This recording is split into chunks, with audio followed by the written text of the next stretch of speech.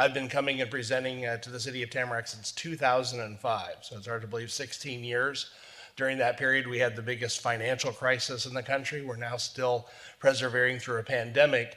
But in spite of all that, the city of Tamarac has done an amazing job historically at meeting the needs and expectations of residents. So what I'm going to share with you today is the findings of our most recent resident and business survey results. And what's really great about the city of Tamarac, if you've actively gotten input from your resident and business community now for 16 consecutive years. Very few communities around the country can even come close to that. And because of that, you've been using that information to make good decisions.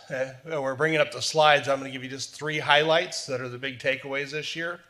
Number 1, since I presented last time, things have gotten better. Number 2, you're at the highest ratings you've had since 2009. And number 3, you're setting the standard for performance when I compare your results to hundreds of other communities. So those are the big takeaways, but now let me walk you through some of the specifics for what we found. If you're not familiar with our firm, we're based in the Kansas City area. We now actually have presence all over the world. In fact, I was just in Ethiopia last week finalizing contract for the Addis Ababa. We do work on 4 continents. The same basic information that we collect for you, that same structure is what we use for local governments all over the world these days. We maintain benchmarks so we can actually interpret your results compared to other communities. So I'm going to share you some of those benchmarking data points today. As far as today's, I'm just going to walk you through how we did the survey. It's not dramatically different than the way we've done it in the past. The big difference is we've added text now. We used to actually just call people. Now I don't think anybody answers their phone. I'm going to give you the major findings up front and then kind of walk you through how we got there. The big piece is you have your strategic plan, and this is one of the tools that is used to really help guide your performance to make sure you're meeting those goals and objectives. So I'm going to highlight some of those findings as well. As far as the purpose of the survey, when it was first started, and it's really stayed that way, it's to give you an objective assessment for how well you're meeting the needs and expectations of your residents. We did a survey, in fact, we do it every 2 years now. We actually ask people, have you been to a local governmental meeting in the last year? Interesting, this last year was the highest level ever because of all the virtual participation, but it's still about a whopping 4% of people have actually participated in a meeting. When we then ask them why they go, over half typically are going because they're getting recognition or they're seeing someone else get recognition or award. And at the end of the day, the people who end up going want to change the way you're doing something, or they want or to express their dissatisfaction in the way you're doing it. So without a tool like this, you're probably not going to hear from the average resident. So it's great that you're committed to this, but this is just one of many decision-making tools that you use. I'm going to show you today a little bit how things have trended over time and certainly identify some of the priorities that we found from this year's survey. Your sample is very large. In fact, it's designed so that you don't just get citywide data. We actually get it for each of your commission districts. To do that, we collect over 1,200 surveys. This year we had 1,282 households participate. The results aren't perfect, but they're accurate within plus or minus 2.7% at the 95% level of confidence. That just means in simple terms, if we did the survey 100 times, we'd expect to get these same results within about 3% or less, 95 times out of 100. So it's a long survey, but your community is, interestingly, one of the few communities left that we're still able to get people to do 15 to 20-minute surveys. That's one of the longest surveys we do, but participation continues to be very high. When you see the overall distribution of respondents, they're pretty much aligned with where the residential development is in the city. Good geographic distribution by both district, and when we also looked at the demographics compared to the city's most recent census estimate based on race and age and other factors, the data aligns very, very closely. So we're happy with that, and because of that, these conclusions that we've reached, I think you can feel good about them accurately reflecting the perceptions of the community. Here are some of the major findings up front. Overall perceptions of safety are up significantly from 2008. Residents generally feel safer.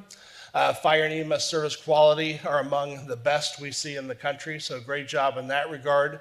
The city's generally cleaner and looks better than it did a couple years ago. Overall perceptions of the quality of life, especially parks and recreation, get very, very high marks. And even though recreation service has decreased a little bit during the pandemic, the overall results remain very high. You're doing a great job communicating With residents, your customer service is among the best. And the bottom line, people think you did a pretty good job as a city taking care of the community. So those are the big takeaways. But the simplified takeaways is overall, results are better than they were a couple years ago. You're among the best in the country, and these results are the best they've been since we started tracking them in 2009. So with that said, just to give you a sense for how people rate services in different parts of the city, there's a number of maps in the report, and most of the maps are shaded kind of blue to red or orange. Blue is good. So this map just gives you a sense for the overall satisfaction with city services. This is a big picture level question. And you can see the entire city is in blue or dark blue. That means there's really nobody in the city who lives in an area where the average resident is dissatisfied with the overall quality of city services. So you're equitably providing services throughout the city, which is great. This is the Composite Customer Performance Index or Satisfaction Index we developed for you several years ago, going back to 2009. The overall survey has stayed the same, and even though expectations for local governmental services today are substantially higher than they were when we started the survey back in 2009, you'll notice that you hit a new record this year at 102. That's the highest your results have ever been since we started doing the survey. They're actually up 4 points from when we did the survey back in 2018. So congratulations for that. That's not happened by accident. And when you get ratings that are that high in an era where expectations have risen, that really means you're adjusting the way you do your services to meet those rising expectations. So great job to everyone in this room for that. Some of the highlights based on your strategic planning areas I wanted to show it out to you is one of those is Tamarac is safe and people know that it's safe. Well, you want to make sure the community feels safe, so one of the things that we ask on the survey are questions about safety. And you'll see most areas rate very well. I'm going to show you how they've trended over time, but you see the majority of the areas that were surveyed related to perceptions of safety are up. The areas where you continue to have some challenges, but it doesn't mean people don't feel safe, or just the visibility of police in neighborhoods and retail areas. And we're doing another police survey right now. We should be finishing up that in the next week or so, so I'll share those results probably in the next couple months. But when you look at some of the specifics, these are some of the highlights. As you'll see the trends on this chart where the black or the darker color shows the percentage of residents who reported being safe. And you can see in all areas compared to 2018, the results are up significantly. In fact, in all areas, they're pretty much at or higher than they've ever been since we started tracking them back in 2009. So certainly making progress there. And then we looked at the individual performance or the ratings with specific services of public safety, whether it's with your fire, public safety, and attributes of police services. You'll see all areas rate fairly well. Where the visibility of police, enforcement of lower traffic laws are the ones that rate the lowest, you still have a significantly higher portion of percentage of people giving very satisfied or satisfied responses than negative responses. When we do our analytics from this, one of the things that we find is, well, what are the things you can do to enhance overall perceptions of safety and satisfaction with public safety services? And based on the analytics, continued education of people about your police services, you'll see the visibility ranks relatively high, but when we look at the data, people feel safe. So part of it is just letting them know you're in a unique position where Broward County provides a lot of your services, and when you have a changing population and people don't see Tamarac police cars, those kinds of things, sometimes they may not think there's local police presence. I think that's going to always be a continued challenge for you, but you've been doing a very good job of educating and getting people informed based on the trends we see in the data. Second area I want to share with you is just a perception that Tamarac is vibrant.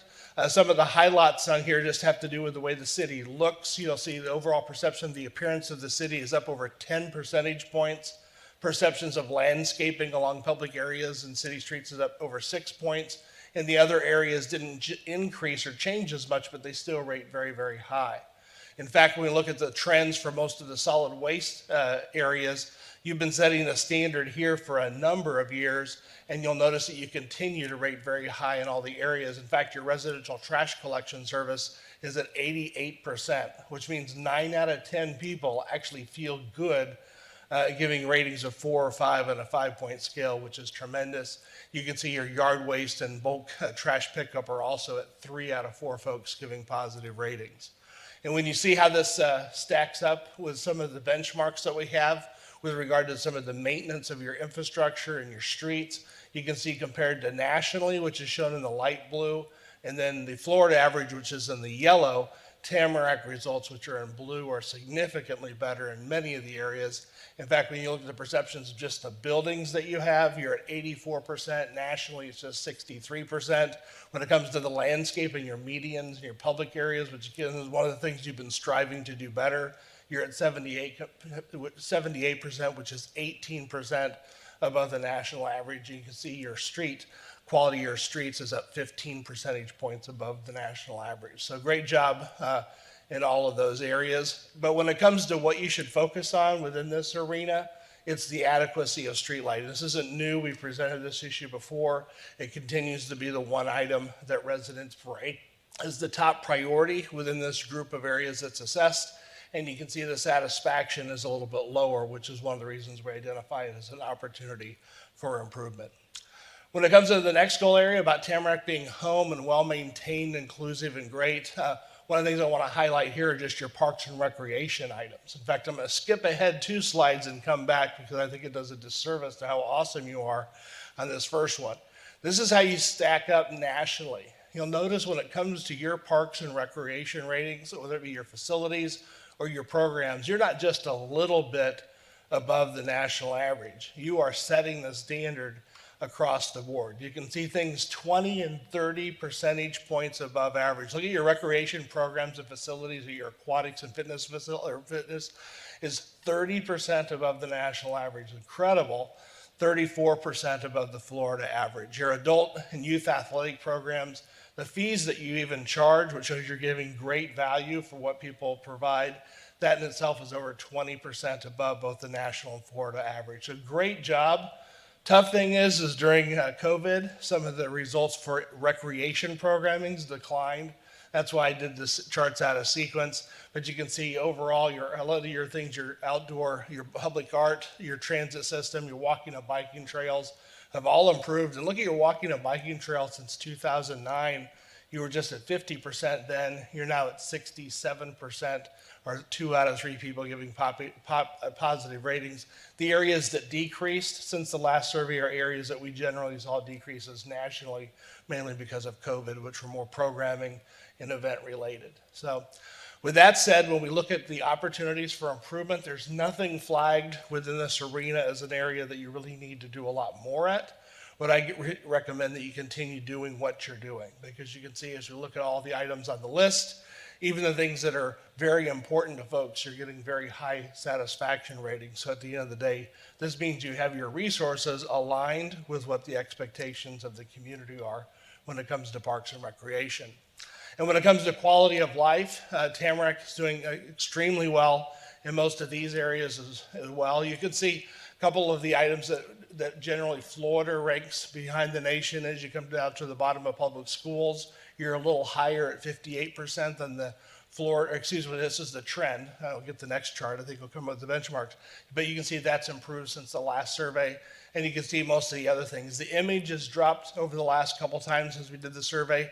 And the appearance, although some of the physical things have improved, like landscaping, overall expectations are growing in the community. And you can see that's down just a little bit. But all in all, not dramatic changes. Here's where the changes, though, stack up nationally. And you can see this is where it's a good place to raise children. Florida and Tamarac generally rank a little bit below the nation. But in the other areas that we assess, particularly when it comes to the overall quality of services provided by the city, you can see you're 20% above the Florida average and you're 18% above the national average. So great job. I know you don't get a chance to probably celebrate today, and there's not a whole lot of balloons or parties, but this is a rather significant achievement to be at these levels. In addition, I know nobody likes to pay taxes, but you'll see overall value for city taxes and fees. In Florida, the average is just 41%. You're actually 15% above that. You're 12% above the national average. So great job in several of these key things that we looked at. The number one thing in this category to pay attention to is traffic flow. And I know the county does a lot of the management of your traffic flow and your major arterials, but that is an area that does impact people's quality of life who are living here.